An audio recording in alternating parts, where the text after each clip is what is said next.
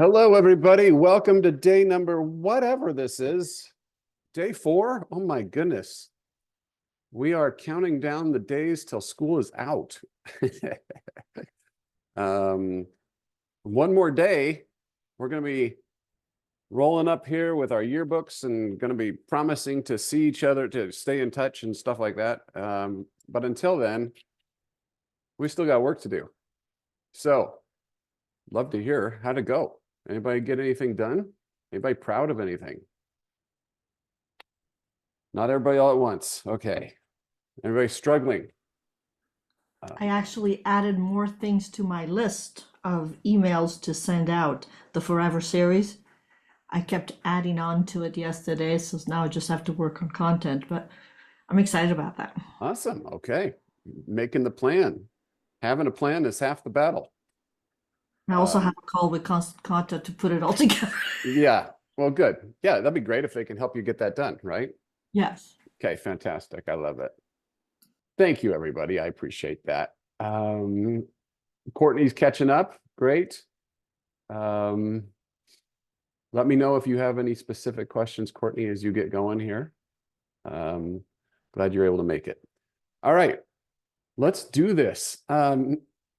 I have, oh man, we got so much to talk about. I'm going to start off in a way that I never start off, and that is by talking about pop-ups. Oh boy, who wants to talk about pop-ups? Look, we have to. I used to say that I wasn't in the pop-up business, but I think I am. I think I actually am in the pop-up business. So let's get into it. I'm going to share my screen. Hey, that's not a pop-up. First things first. I got word from one of you that you'd had some success or getting started with the save this article, save this recipe feature within Slickstream. If that was you, remind me who that was. This is all happening very fast. I'm telling you, email is a landscape of change right now, friends. It's fun. I was telling my wife this the other day.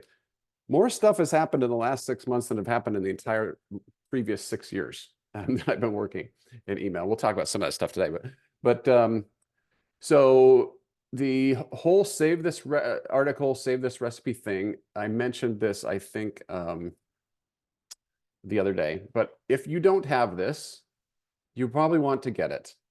All right, now this one for Amy, I custom built. And don't ask me to do yours because I'm too expensive. There are better solutions out there now. That's kind of what's exciting. Instead of me having to do custom code like I did for hers, you can use either Slickstream's option from Raptive, or you may have seen me post in the Facebook group. The folks at NerdPress have a plugin called Hubbub, and they have a pro version that gives a lot more features, but they have the ability to just do this, save this thing for you. If anybody's confused about what this does, go to this link and experience it yourself. And by the way, try her chimichangas. I hear they're fantastic. But just go sign up. You'll see exactly what the behavior is. That's all automated. And basically what it's doing is sending yourself a link back to this post, back to this article. Why does that work? It's so ridiculously simple, isn't it? But it works because a lot of times people want to know, or they have intent to make something, they have intent to consume the content later. They're on their phone, maybe they want to read it on their desktop, so they just send it to themselves and they use their inbox as their to-do list. So anyway, the thing that will get the most subscribers, it was asked in our chat, where should you put it? The thing that'll get the most of subscribers, just like anything else, is the higher up on the page it is. I typically am putting it beneath the first image.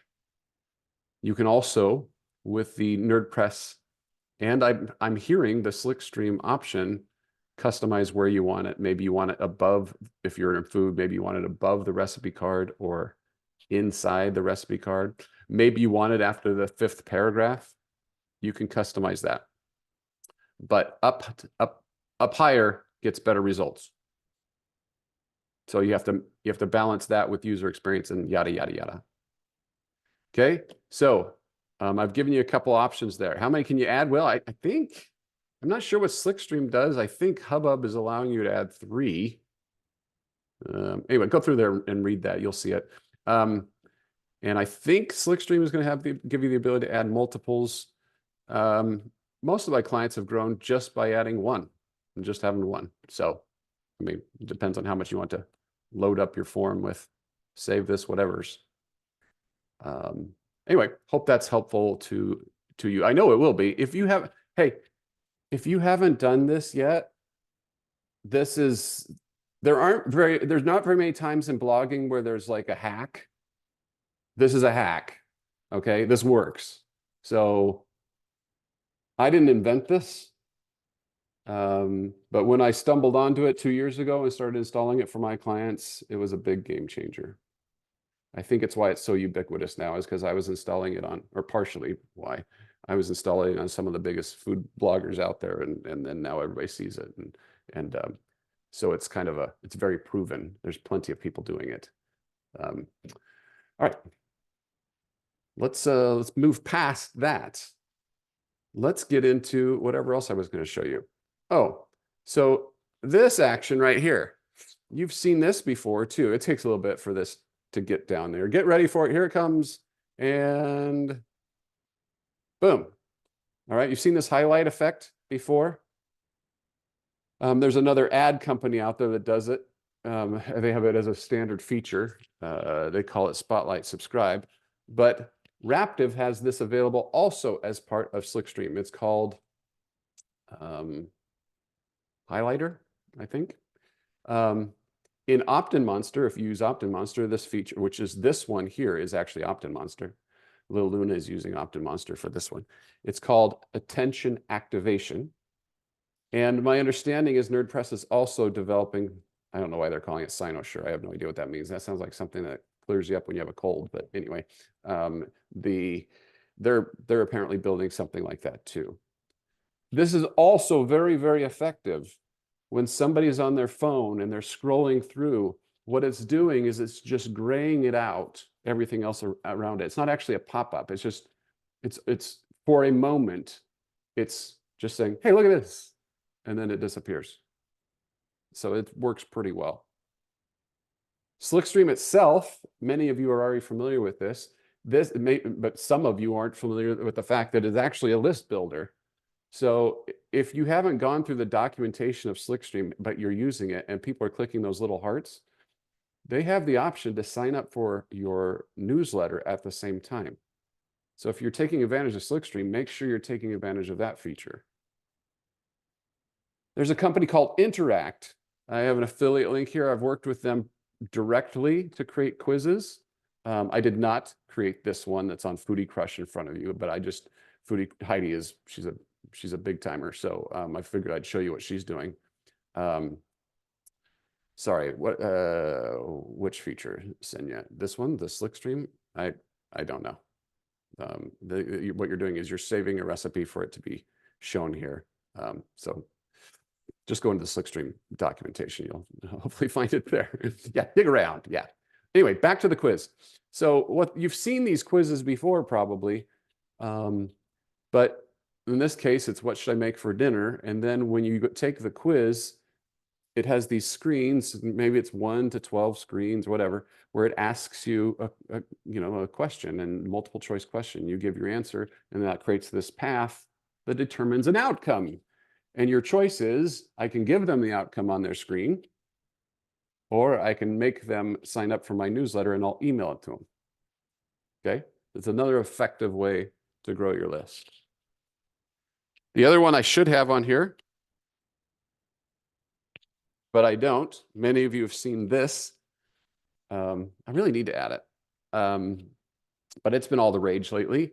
And that is to use your social media channels, especially Instagram, and a tool like ManyChat or Grocers List to sign people up for a freebie when they comment freebie or recipe or chocolate or Groovy Tunes. I've never actually seen anybody do Groovy Tunes, but maybe you should.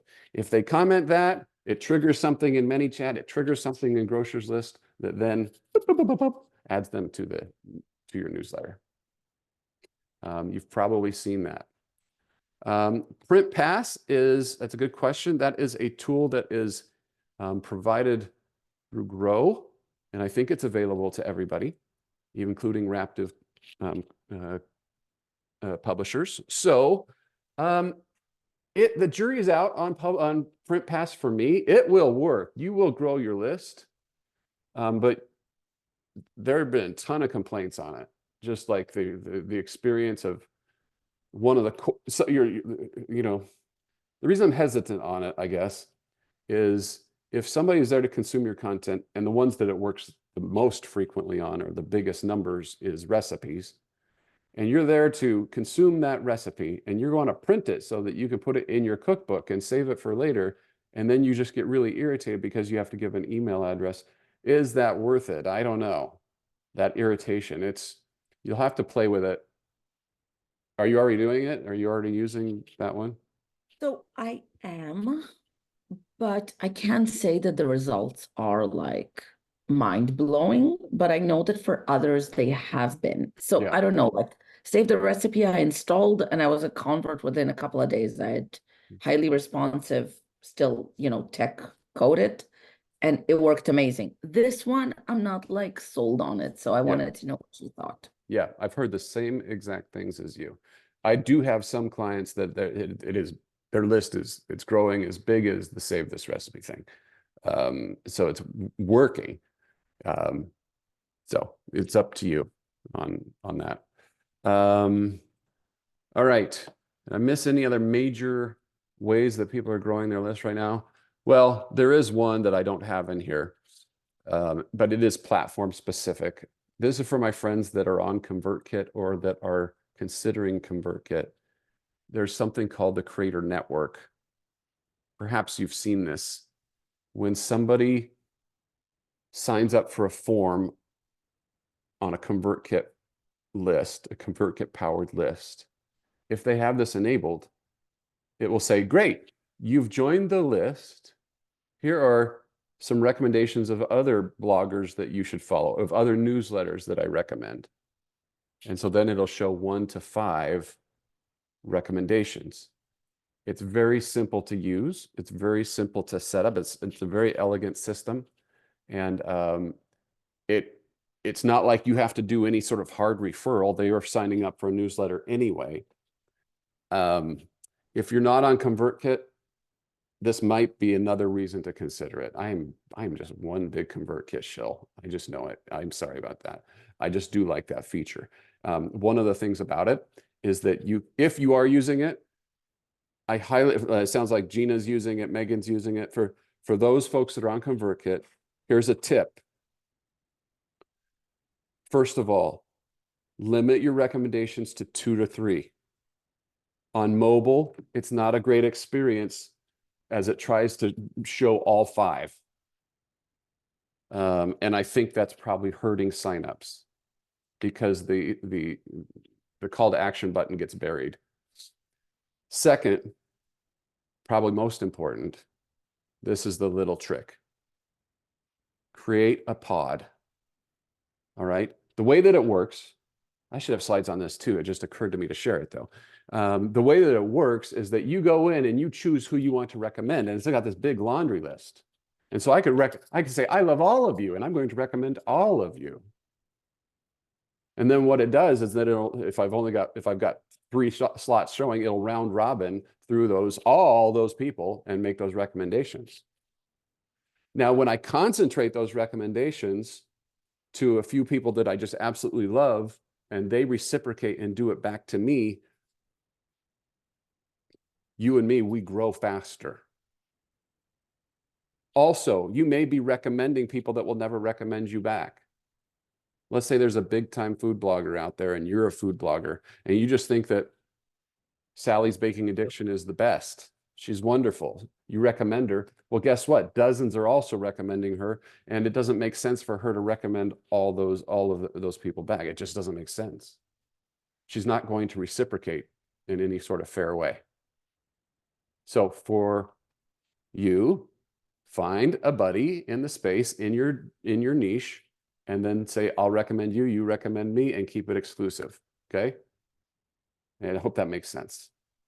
Don't overlook that. That's the power of a pod here. And it makes a big, big difference. I have seen this. I actually create for some of my, my big time clients. I'll facilitate pods happening because of this. All right, there we go. That was enough of that. Do you actually want to talk about pop-ups? Because I really don't, but let's do it anyway. So the thing with pop-ups that I hear, I'm going to go kind of fast on this because I think that the tide is turning a little bit on this. The thing with pop-ups is that, number one, we're concerned that Google is going to penalize us, right? And number two, they're annoying. So these are the reasons I hear most frequently that people don't want to do pop-ups.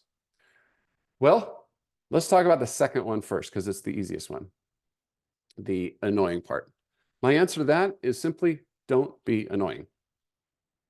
If I come to your website thanks to a Google search and I don't know who you are, and then I'm there and instantly you show this big pop-up in my face that says, never miss an article, never miss an update. Yeah, that's annoying. I didn't even get to see what I wanted to see. But if instead I Google Disney cruise tips and I land on this beautiful page that has 110 Disney cruise tips, and I start scrolling through it and I see that this content is exactly what I'm looking for and it's solving my problem. And then as an appropriate time passes, a pop-up appears and says, what to expect on your first Disney cruise. That's actually helpful. And I do not complain on that. The reason for that, I know that is because that is my real life example. So my answer to that is just don't be annoying. Now, number two, the whole Google thing. Oh man, okay. I am telling you that the reason that this is a thing, and some of you know what I'm talking about, is that there are some SEO experts out there that are very concerned that this might create a penalty by having a pop-up specifically on mobile. And I am not here to pick any fights with any SEOs. And in fact, if you engage me in a Facebook group and tag me on one of these fights, I will not engage. Why?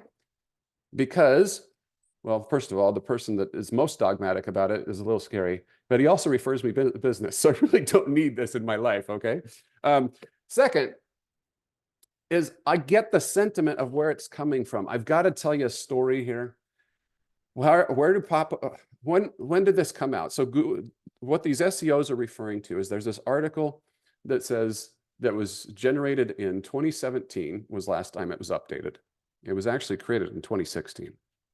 And the article says, don't use intrusive interstitials is the gist of it, which we take to read as a pop-up on mobile. All right. And it implies that there might be some sort of penalty. Well, let's go back to 2016. What was happening? In 2014, our traffic switched from primarily desktop to primarily mobile. And at that time, many companies were bringing over very terrible user experiences. Like, you remember the Forbes and the Hotwire overlays that would, some of you are old enough to remember this, that would just take over your screen. They were doing that on mobile and it was awful. And we couldn't even move. We couldn't navigate anywhere. So Google is basically saying, stop it. Now, does Google want to be the pop-up police? Think about this. Do they want to litigate every single situation where a pop-up might be used? And we're talking about one situation for list growth. There are dozens and dozens of e-commerce and other business applications for pop-ups. So what I have learned over time, oh, by the way, I went to my friend James at Raptive. He's the VP of engineering or whatever he is over there. And he has a relationship with Google. And I said, oh, this is, by the way, after spending 2 weeks consuming every single thing that John Mueller ever put out on the internet, videos, podcasts, trying to understand if there was really an issue, because I'd never run into one. And James went to Google and said, tell me about the technical penalty that happens with pop-ups on mobile. And they said, what technical penalty? Okay, look, I can't document that. I can't prove that other than I've been in business for 6 years doing this with some of the internet's top creators. And what I'm going to tell you is what we do. You don't have to do it. But I'll tell you that if we do it this way, you're going to be just fine. All right. I wouldn't be in business very long. Raptive stands to lose a lot if your rankings get hit, don't they? And this is what they do with their biggest clients. And that is, if you're going to do a pop-up on mobile, you can do almost anything you want on desktop, but these things kind of apply here too. But on mobile specifically, do not make an overlay that covers the entire content completely. Don't make it so that it's impossible to close. You know how you have to click the little tiny X? Make it if I click anywhere around there, it closes. Don't make it hard to interact with your content, meaning allow enough time to take place where I can see that what you have is awesome and it's relevant. So if I need to bounce, I bounce before the pop-up happens. The timing on that is typically 10 to 15 seconds is good enough. If you want to be more conservative than that, that's fine. And then don't show a pop-up that users aren't likely to care about. That goes back to the annoying factor. That goes back to customer experience. All right. Is this too dumb? Maybe this is just too basic. But this is the process that I use.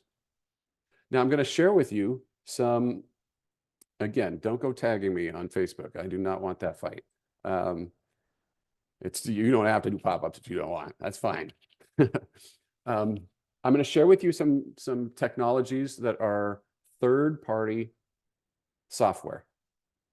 Most of you use a platform where the pop-up software is already embedded. I don't know about Constant Contact. I assume they have one, but Flowdesk, MailerLite, MailChimp, ConvertKit, all of them have them. The reason that I stopped or I went away from the platform-specific pop-ups is because most of them stink. They're kind of a bolt-on, and it's not intended to be like the thing.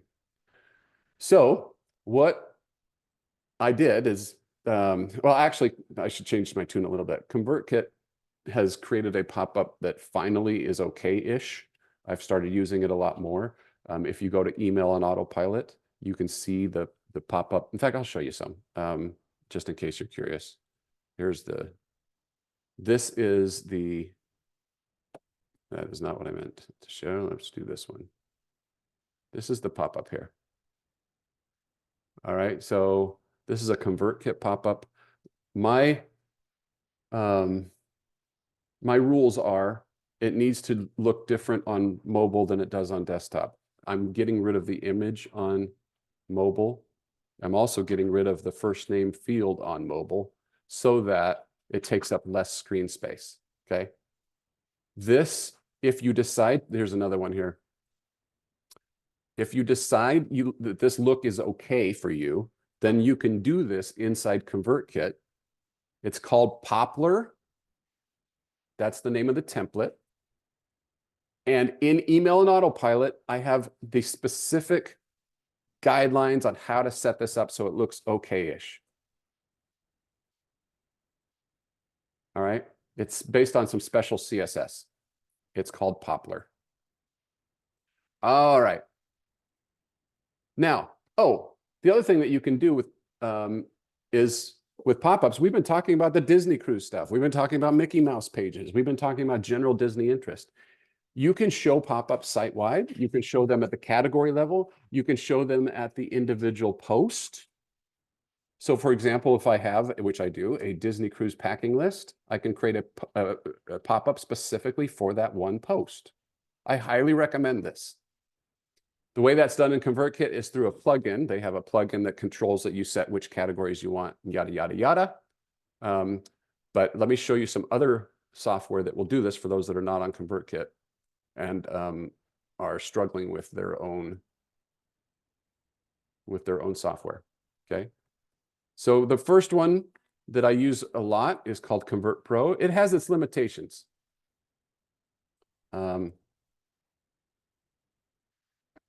Gina, are you asking about that animated GIF? Is that what you're asking about? Yeah, you can do that in almost any one of them. Oh, it's a GIF? Yeah, it's It's just an not an animated GIF. MP4. Uh-huh. Oh, If you want to make an Does- animated GIF, just type in animated GIF maker and Yeah. it'll bring this up, easy GIF, and just follow the instructions. It's super simple to make. That's how I make them. By the way, set your timing. If you like the exact timing of what I just showed, the delay is 333. That's essentially 3 seconds, 333. Okay. I'm going to do it this afternoon. Thank you. All right, cool. Where was I? Oh, okay. Convert Pro. Convert Pro. These are all affiliate links, by the way, that I'm sharing here. I love affiliate stuff, so let's support each other with that.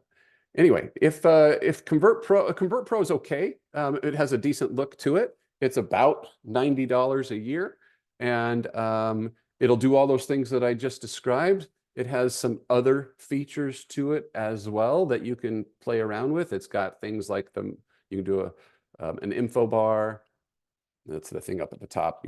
It can do a slide in. As a swoopy things that I think that's a technical term for it. It swoops in.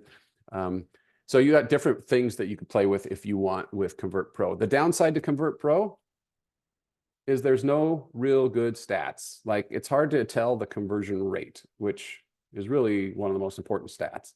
But so you're flying blind a little bit, but maybe the price is right there for you. OptinMonster is what our friends at Raptive use the most, and I don't blame them. It's a great piece of software. It is the granddaddy, basically, of opt-in softwares. And it has so many different templates and stats and things that you can look into. It's fairly complex, actually, and really sophisticated is a better word, in what it can do for you. The challenge with OptinMonster, and by the way, here's that attention activation thing. The challenge with OptinMonster is the price for most of us. It's much more expensive. You might have to take out a second mortgage on your home to afford it, but if you're serious about list growth, it's something to consider. The one that I use that I really like a lot for its simplicity and for its stats, it's called ConvertBox. Does anybody use ConvertBox out there? Every time I find somebody, they're usually raving fans. And the reason for that is not because it's fancy, but because it's simple. And it's got incredible A/B testing capabilities. The stats are fantastic, better than any of the others, and the A/B testing abilities are great. For example, when I created this pop-up here for desktop, I wanted to see, would this image outperform one of just the ship? I was very offended to find out that my family does not outperform a picture of just the Disney cruise ship. So I don't know. It was my legs. Maybe they're hideous, and so people don't want to see them. I don't know. So, but I didn't know that without the A/B testing. I would have thought that a family would have pulled much better.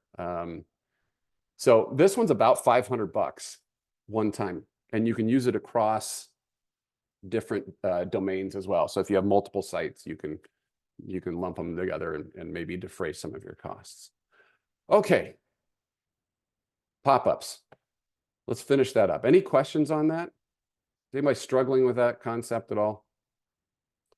I've probably been through it, so whatever it is. So if you have any questions, let me know. All right. Let's jump back to making money. Okay. All right, we know things are changing. Recently, this was a year ago, actually, I put together a series that was kind of the basis for this mastermind here. But at that time, we were already thinking about cookies going away in 2024, which has since been pushed a little bit further. And we were looking at AI. Stuff is changing. If I knew I had 6 months before major changes were taking place, what would I do? And big shock here, it would be to grow my list as big as possible. And the reasons for that is that when you have a bigger list, you can drive traffic. You could launch a new channel or even a new product set or revenue stream much faster. We also talked about this concept briefly, but there's more to you in your skills and your knowledge than just being a search result. okay? Engaged readers, they care about the content that they're looking for. Are we using, are we creating a brand, and can we use email to do that? This is my little brand hype. Your brand, your rules. I shared this at Tastemaker, so it was all about food blogging. But you get to explain what makes you special. And then you can decide where you're sending traffic. All right. Let's get into the ways that you can make money with email. And we'll start with the easiest ones. The bad news here is there aren't very many just straight up easy ones. So let's get started. The picture of the kid on the floor crawling. By the way, I need to swap this out because my granddaughter just started crawling. In fact, my son FaceTimed me yesterday, my wife and I. It's the best birthday present I could have. And my granddaughter is crawling all over the place. She's so dang cute. But it's fun to watch her try to figure it out, you know? She's stumbling and falling on her face, and, you know, not that I want my granddaughter to fall on her face, but it's cute in its own way. And so my question to you is, did you make money blogging right out of the gate? And the answer is no. You had to figure things out too as you went. I want you to remember that as we talk about some of these concepts related to making money with email. There are going to be some things that you're going to have to do some trial and error if you want to tap into the revenue streams that are there.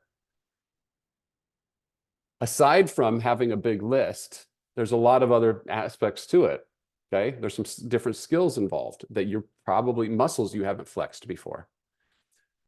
But let's start here. Easy way number one. First of all, is follow what Raptive, and yes, I'm saying it, and what Mediavine are doing. Do you realize how much money they have spent in this space? Now, why? I need to explain this, just in case this is a foreign concept to you. First-party data is tremendously valuable in a world where we don't have cookies. This is why Raptive and Mediavine have gone very heavily this direction. These are publicly known things. Nothing that I'm sharing today is anything that Raptive or Mediavine has shared with me privately. But you can see Raptive's biggest competitor has for the last several years been investing very heavily in Grow. Why? Because they need that login. They need to know who we are so that they can tell the advertisers who we are so that the right ads get shown. Raptive is doing it differently. And they're doing it through that concept called Newsletter ID. If you're not up to speed on this, you need to spend time on this. And stuff that they've done they bought Slickstream a couple of years ago. They've invested very heavily in some different partnerships. Their RSS plugin, they've hired a big team surrounding this. They're adding the URL parameter to every link in every email. And you either do that manually if you're on MailerLite or Constant Contact or Flowdesk or MailChimp, or does it automatically through their integration with ConvertKit's plugin. The point is, they know the power to this. They're investing real money. Just as a very quick primer, an email address is valuable to brands because they use it to understand audience demographics. Basically, what they do is something called hashing.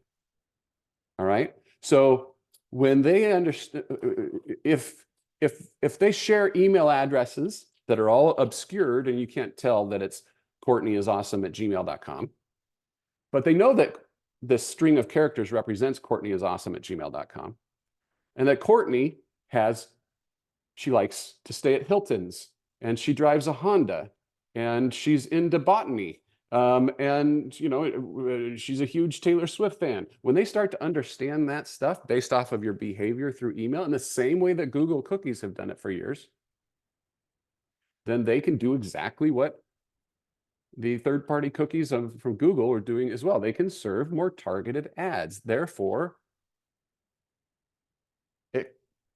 Raptive and you make more money. The better the target, the more it's worth to the advertiser. Okay. So pay attention anytime. I want you to jump anytime Raptive and or Mediavine say something about email in this space going forward. I want you to pay very close attention to it because that equals dollar signs. Easy way number 2. This one's pretty easy. Send more emails. I know. Genius, right? I actually did some work on this. So in preparation of this particular presentation I did at Tastemaker, I contacted 11 really big time food bloggers and asked them to share with me their overall session RPMs and the ones in their dashboard from ConvertKit, because every one of them was on ConvertKit.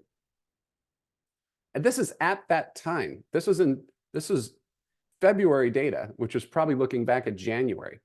It's even gotten more defined than this, but a 22% difference in how much money that they're making when they send emails and people click on those and come to the website through email. All right, it's more valuable, and this is an average. Some of them were 40%. Easy way number 3. I want you to identify your best money makers from an RPM perspective. Here's an example of this. From this particular website, this page RPM is $19. This one is $49. This one has been seen shy of 11,000 times. This one's been seen 32,000 times. This one's been seen three times more. Yet the revenue generated, the earnings generated is only $80. That's the difference. So all else being equal, if you are serving your audience equally, can you find opportunities to insert higher RPM posts into your emails more regularly? And because, I said it more often. I don't think I touched on this enough. Let's send more emails. You can probably, it depends on your niche, but you can send more emails than you think. If you're sending one a month, then send one a week. If you're sending one a week, send 2 or 3 a week. If you're sending that, then add another one in. I'm telling you, it's worth trying. I've tried it many, many times with a variety of different types of clients. Some niches, it just is not the greatest situation. I don't know how many emails I would get from you if you're teaching me about real estate. I don't know how, at some point, maybe I get tired of that. But if you're in food, people get hungry every day and get inspired every day. I have proven this time and time again that you can send more emails and it will have almost no impact on your unsubscribes. Your engagement will be pretty much the same. Try me on it. I challenge you. Try me on it. Easy way number 4. Understand your email profitability. Now this is going to get even better as Raptive enhances their dashboard and gives us even more information about revenue that comes from Constant Contact or MailChimp or wherever. All right. And they're working on that. We'll be able to see it. But in the meantime, I have this tool for you for just basic stuff. If you would like it, I'm going to grab it. I'm going to drop it in here right here. And you just make a copy of it for yourself and modify it. Okay. What this is you simply enter in your number of email subscribers. How many times are you sending every month? And then make some guesses or look at your stats. How many page views are you getting per click? What's your average RPM? What does this cost? You know what ConvertKit or MailerLite is charging you. Drop it in here. Take your average click-through rate, and down here you have a little bit more data-driven information about how much email is costing you. The reason I bring this up and start sharing this is because most people look at their email as an expense. What I have found is that the more you invest in it, the more you get back. It's just harder to quantify. But over the year, this has a net positive ROI of almost $4,500 in this particular circumstance. That doesn't even, that's just page views from Raptive. And it's probably conservative because we know that your RPMs are going to get a 20 to 30% lift because it's coming from email. All right. And this doesn't bring in affiliate. It doesn't bring in any sponsorships. This doesn't factor in brand loyalty, that people start to recognize you and you're building building something for the future. Okay. How do you calculate page views per click per email? This will do it all for you. Page views per click per email. Okay, so you're going to have to make a guess from Google Analytics. All right. You know that it's going to be at least 1. It's going to be greater than 1. So are they, either you can guess it's 1.5, 1.3 conservatively, because some people will go to 2, 3, 4 pages. Or if you can figure out how to manipulate the new Google Analytics, it might help you understand what that is. All right. Okay, we've gotten through the easy ways to make money. How do you find it in Google Analytics? Oh boy, that's another class, G. Ask ChatGPT.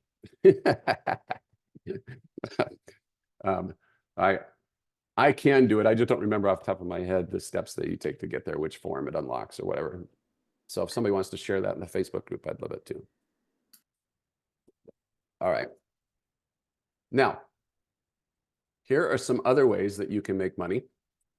They're not as easy as the other ones, but now we're getting into the serious time. This is what you signed up for. First of all, I want you to start here. What problem can you solve? Honestly, truly. You're a subject matter expert on many things.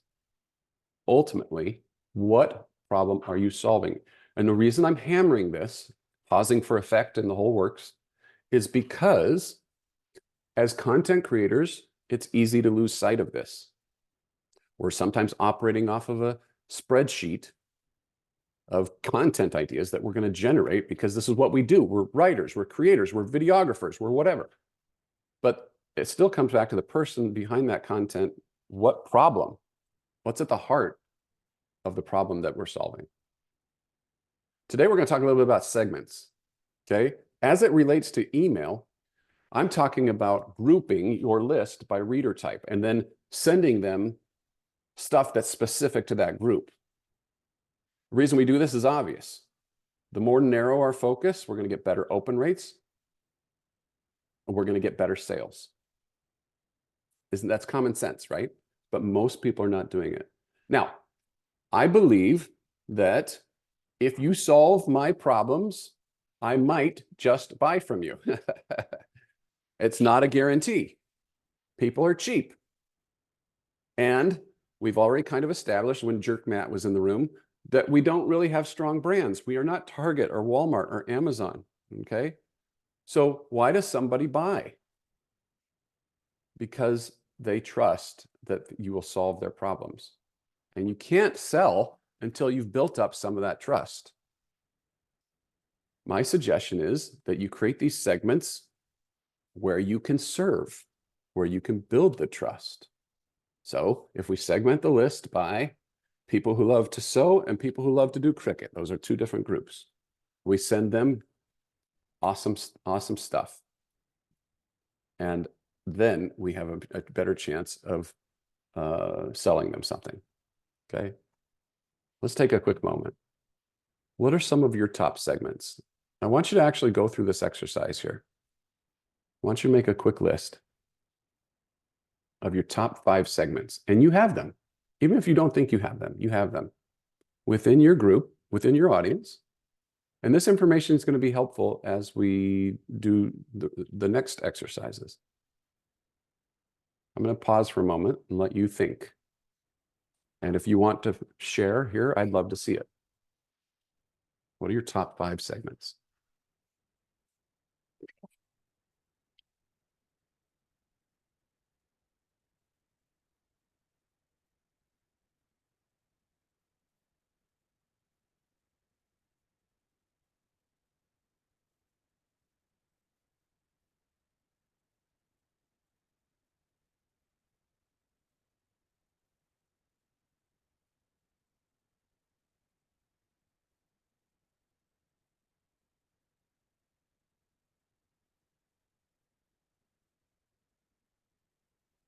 Okay, did you come up with anything? Or do you struggle? Is this hard? Is it hard to think about? All right, what do you got? Somebody share to inspire Gina. All right, top 5 segment. Oh, these are very important. All right, good. Middle Eastern food is different than Eastern European food, which is different from Latin food. Vegetarians aren't necessarily gluten-free, and gluten-free have different needs on them all their own. My goodness, that's spot on. All right, and then Lisa's got it with all the kuchens, all the different types of cuisines. Roxanne's got something similar with the cuisines. We've got pasta versus French food versus fish versus desserts versus quiches, and you have Italian, if I'm not mistaken, right? All right, Linda, oh my goodness, these are, if you're into paint, that doesn't necessarily mean that they care about how you decorate a foyer or the type of pumpkins you put out on the patio at Halloween time. Yeah. Cooking style is another one for my foodies. Yes, for sure. Meal planning itself can be a big one. Crock pot is a specific device. Air fryer, Instant Pot, the Ninja Creamy, the Ninja Grilly. I don't know, whatever the things are. The Ula pizza oven. No, that's not what it's called. Ula. Uga. It's the Uga pizza oven, I'm pretty sure. Don't try to correct me on that. I'm pretty sure. No, I'm pretty sure it's Uga. Yeah, no, I think you're not pronouncing it right. The Uga pizza oven. So anyway, you've got all these segments. Now what can we do with that?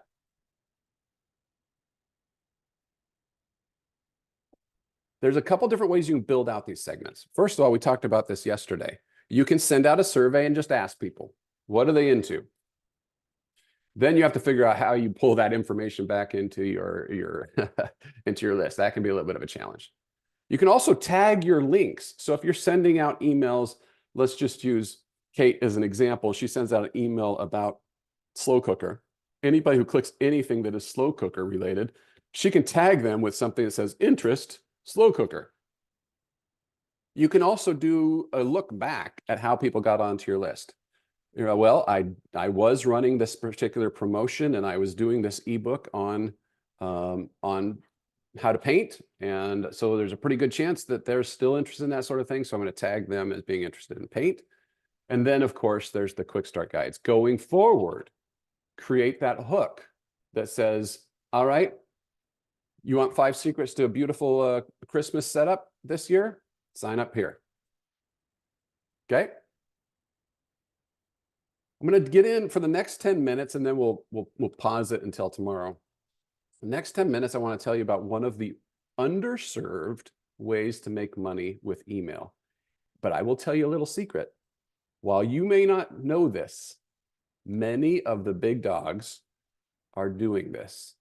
It's not making them rich, but it is a steady revenue stream, and that is affiliate marketing. Before we go too far on that, I want to show you a picture of my lovely family once more. When the kids were all out of high school, or no, excuse me, the youngest was still finishing up, but they were all old enough. We said, let's go take a trip across Europe, and we were going to spend 3 weeks, and we're going to go to a bunch of different countries. And I said, but here's the thing, we have to pack light because we're hopping on and off trains and things like that. So I got them all a backpack. This Peak Design backpack. And oh my goodness, this thing's fantastic. It's got zippers everywhere. I've turned into my father, by the way, he'd go to strip malls and he'd go into these stores that just had duffel. It was called totes or something. And they would have all these different bags. And I would just like to be bored out of my mind. Well, now I love it. You give me something with a good pocket. It's fantastic. So they put this on their backs and off we went. Well, you know what else that we had? I've got to show you. I took these. These were my noise canceling headphones from Sony. I love these so much. Next to Taylor Swift's most recent album, this is the most exciting thing that I own, okay? The reason for that is you put these on and literally the world disappears. So that screaming kid, bless him, That screaming kid on the airplane, I don't hear him. I'm resting easy. And don't even get me started about talking about my Allbirds, my go-to travel shoe, because I can just, they're comfortable, they're all natural. I can throw them in the wash, and they look great with my joggers while I'm standing in the Alps. Why am I telling you all this other than to brag that I went to Europe one time? Because as a subject matter expert, you have so much to share about products that your audience could use every single day. Okay? This is another little list. Honestly, get out your pencil. Let's go. This is my favorite thing. This is silly, but this is my favorite thing we do the entire mastermind. So just humor me. Let's make a quick list. I want you to list as many tools as you possibly can that's related to your business that you can't live without, that make your life easy, more comfortable, save you time or money, do the work of a lot of other tools, make you feel like a smarty pants, and you just can't stop talking about them. Down in the chat, let's go. This is fun. I want to hear what you've got in your life, in your work, that makes you feel smart. Bum, bum, bum, bum, bum.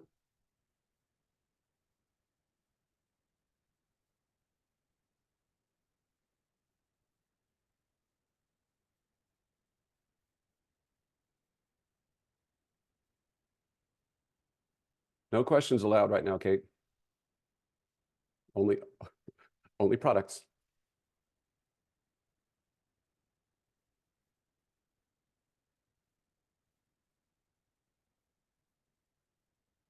That garlic peeler, it's a certain brand. You don't just pick any garlic peeler.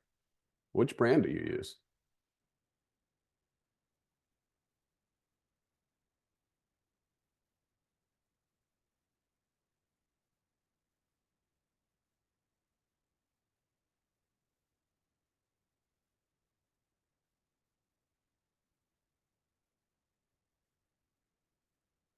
I know the rest of you are getting your list out there. It's okay. I'm waiting.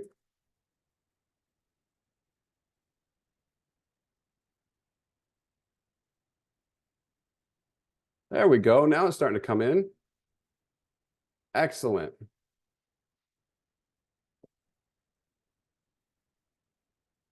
All right, let's go through some of this.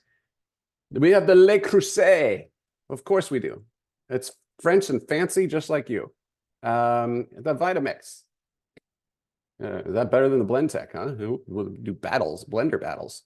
We've got herb scissors and Moiviel. I don't even know what that is, but that sounds like something I need to have in my life. What is that? Down in the chat, let me know. They're a French brand of copper pans, and they're thicker and heavy.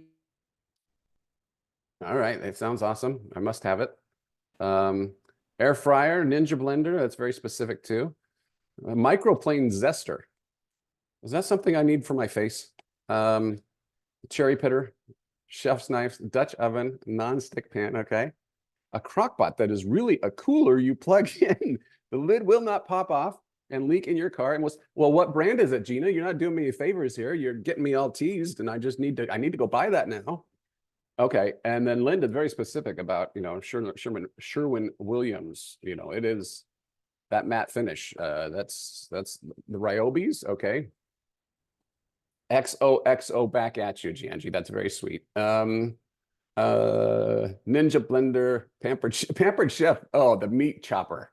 The Pampered Chef stuff. Is this still around? Because that stuff was the bomb, wasn't it? Still not as much? Okay. I actually got to tour their factory or their facility once. The garlic smoker. All right. Carbon steel pans and griddles. All clad D5, Roxana. All clad D5. Oh, sorry, I skipped over a couple. The Hori Hori knife. Tanya, what is a Hori Hori knife? That sounds fascinating. The Vegapod, the Nuwaki hand tools. These are very specific brands. I love it. And you guys just blowing me kisses and hugs. That's so sweet. Thermapen. Oh, the Thermapen. You can't have any kind of thermometer if it's not the Thermapen. Am I right? Oh, the gardening tools. Okay. The Hori Hori knife.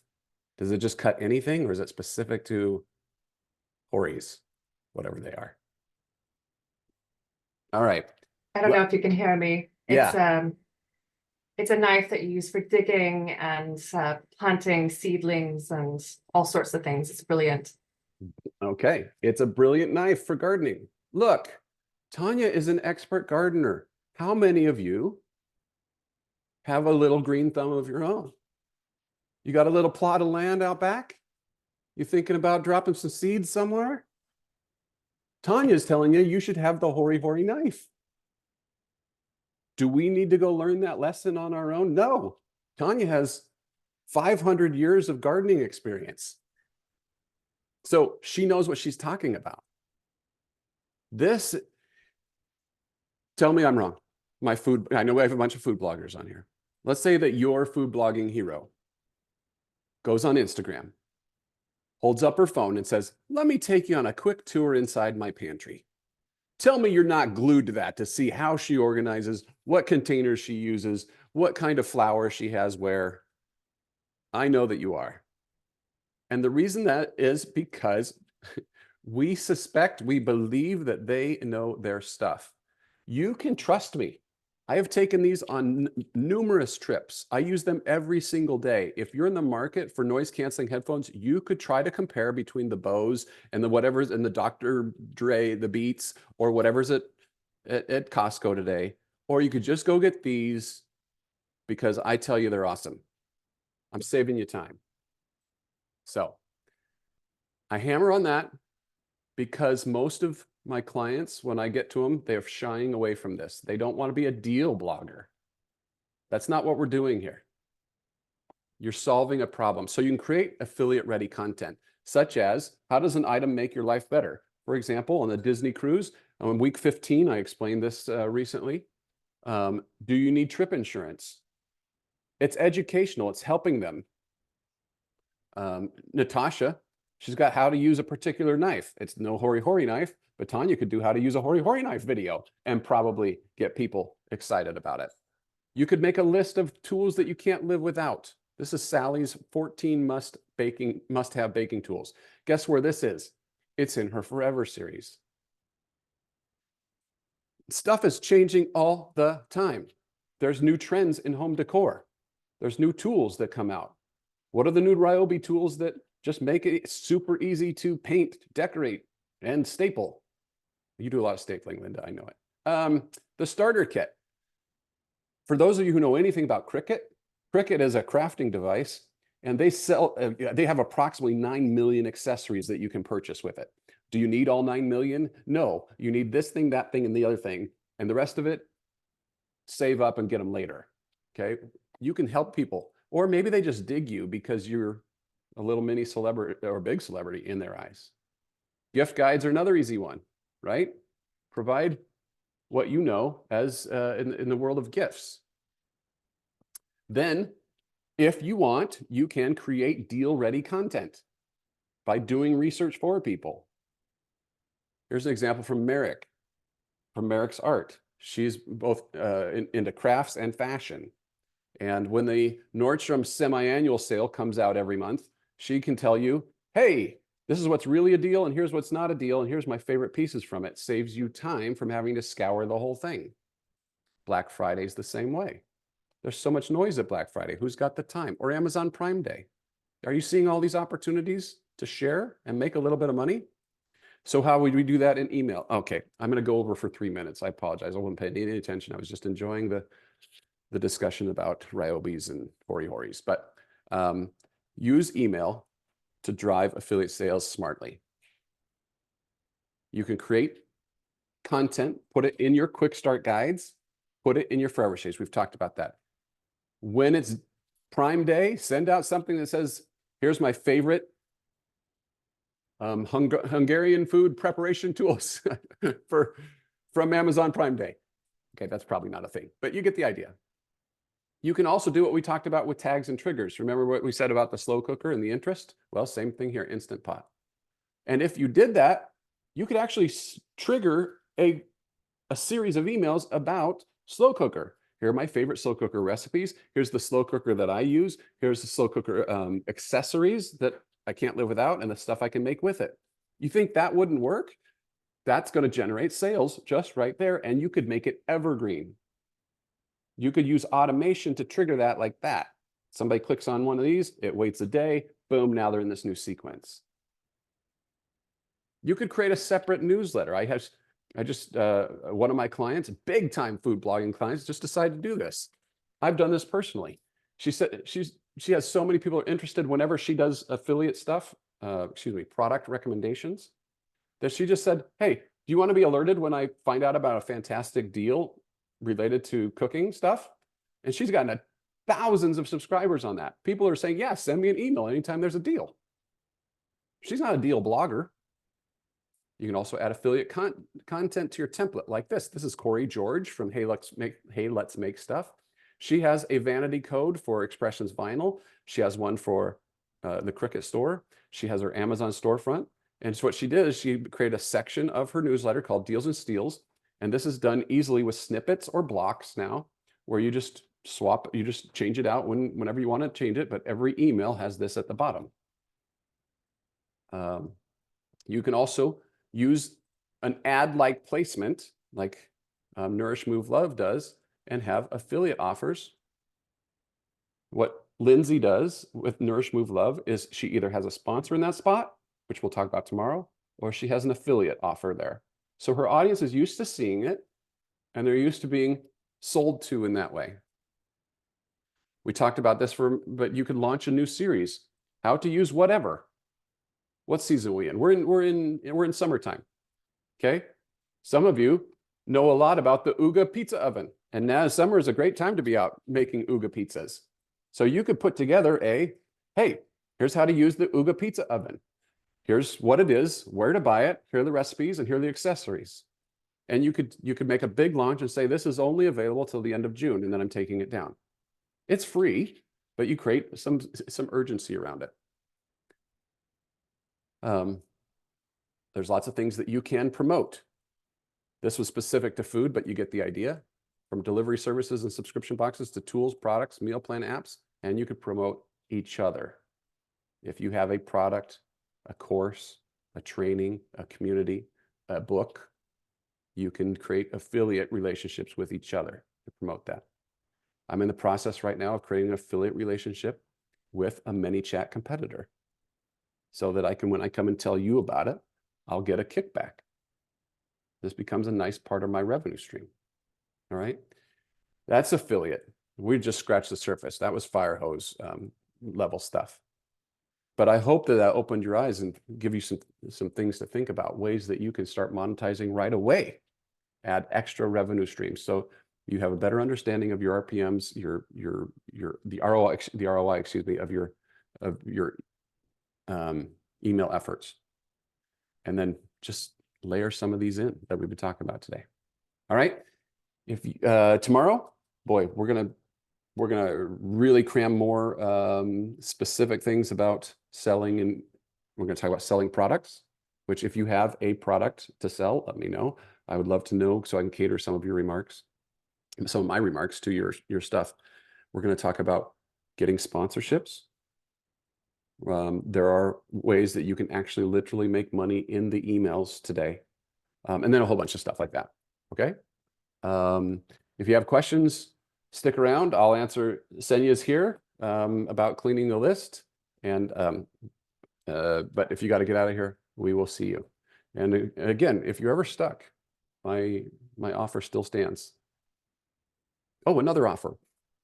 If you have a form, like if you launch, nobody's launched yet one of these quick start guides, but if and when you launch, you want me to look at your form, I'm happy to do so, because it's something that I do all the time, and it may not be converting because your form's no good.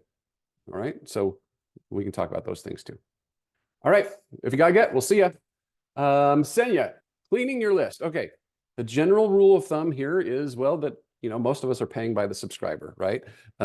Also, it's better for our deliverability if we have more people, the percentage of people are actually engaging. So it just makes sense to prune the list more regularly. I do it every 3 to 6 months. Seems to be a regular time. And depending on your platform, they have some different ways to go about it.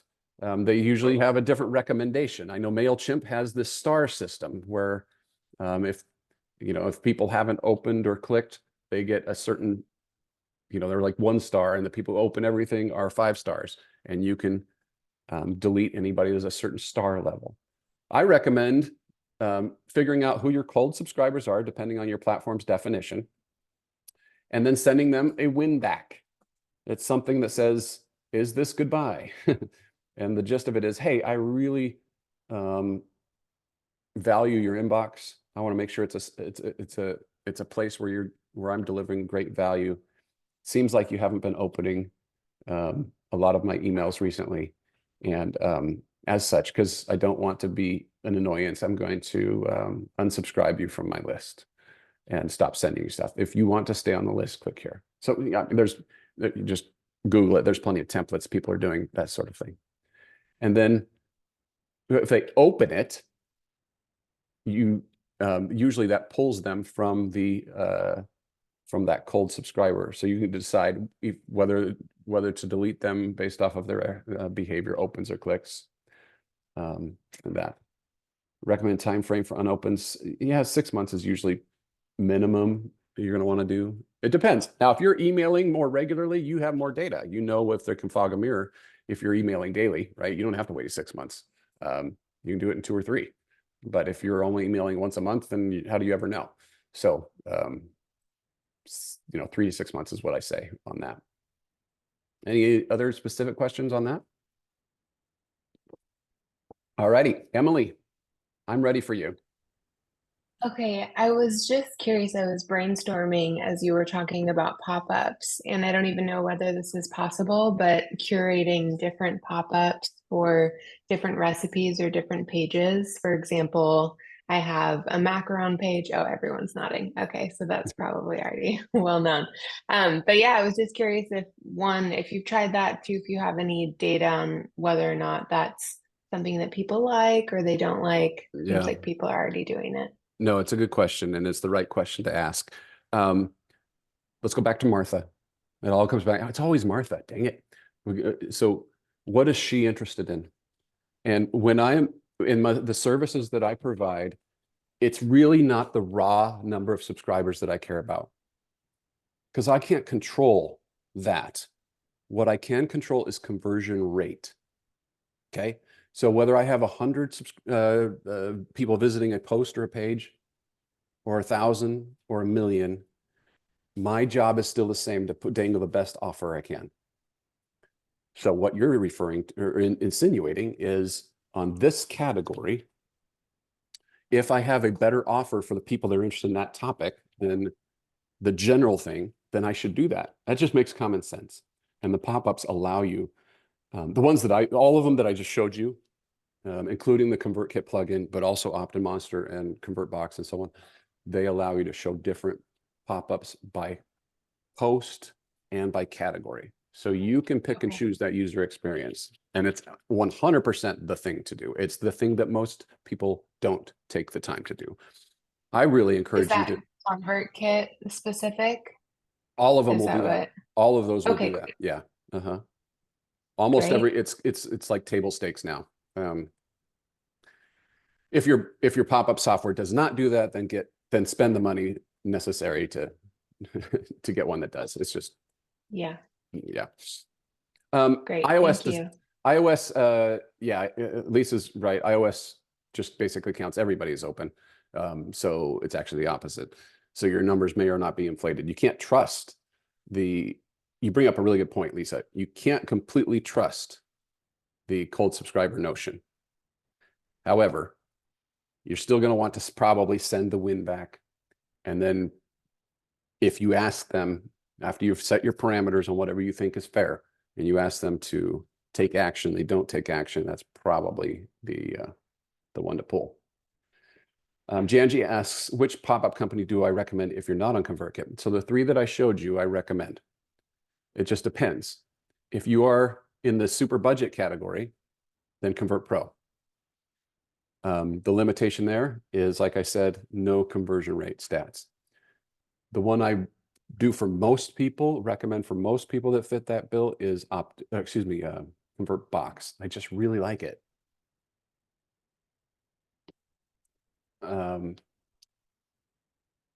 Yeah, yeah, yeah. And the different platforms have different levels of software that they have built in.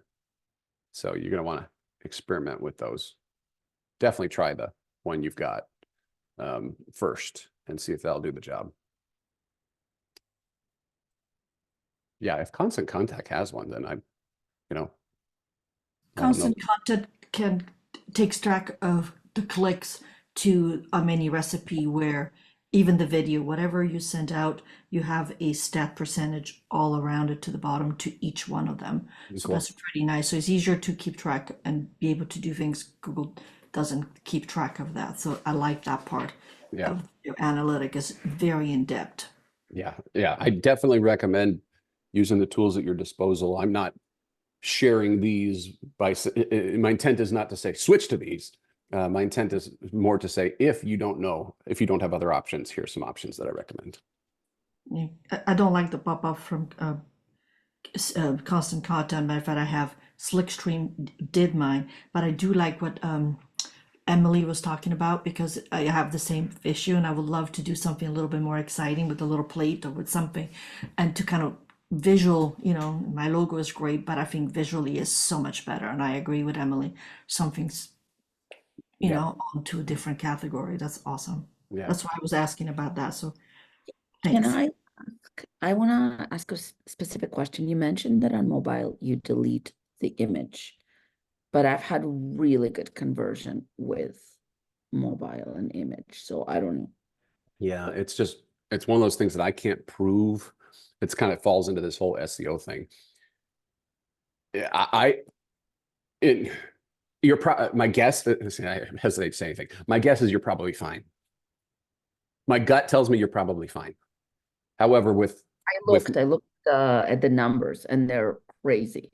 yeah, Like, I don't you just what never that- know when 1,500 pop up on mobile subscribers. that's great. So My only concern is from the SEO perspective, because I'm not an SEO expert, and SEO is one of those things that is so sacred. And if they make one little change, so you're saying that I'm more likely to be considered spammy if there's I an image guess, because yeah, it's better to X out. yeah. Yeah, that's fair. That's fair. So I mean, that, Look, but I mean, I can test it yeah. and see how the numbers go on from here. Like, And here's one of the fallacy of what I told you, by the way, is that I wouldn't know unless they mark it as a technical penalty. I wouldn't know that it was a ranking factor that got you in trouble because of the pop-up. no, yeah. It's just I've never been able to. I've not once had the experience where I've said, I think, in my heart, I feel like that was what hurt their traffic. It just has never happened. So, questions. Art, not science on some of this, right?